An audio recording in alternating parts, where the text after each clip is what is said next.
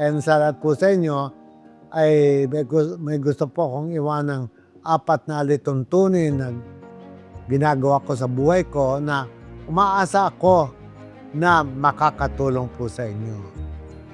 Number 1, alituntunin, adaptability.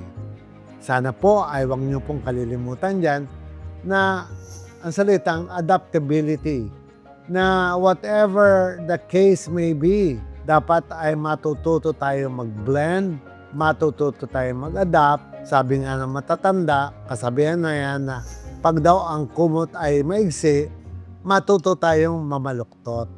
Ito po ang pinakaubod ng adaptability. Dapat ay, kung dati kumakain tayo ng 5 beses ang araw, gawin mo nating 4 hanggang sa maging 3, o yun nating meriendang ubod ng sarap, bawasan natin, huwag tayong masyadong gumastos. Unnecessary expenses is a no-no. Yung bang kailangan malaman natin kung ano yung ating needs kesa sa ating wants. Magkaiba po yan dahil may sabihin natin, oh, I want this, I want that. But the time does not allow us to do this and to spend for our wants. Dapat ay mag-master na tayo ng what we need. Ano lang yung gusto natin? Kailangan ba natin bumili ng sibuyas?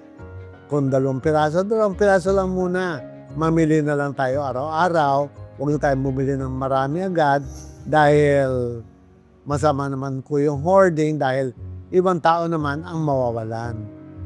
Everyday, mamalengke tayo unti-unti kung ano lang yung kailangan natin.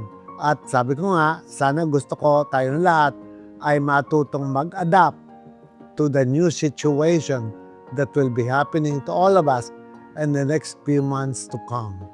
I promise you that it's gonna be harder, but we should learn how to adapt.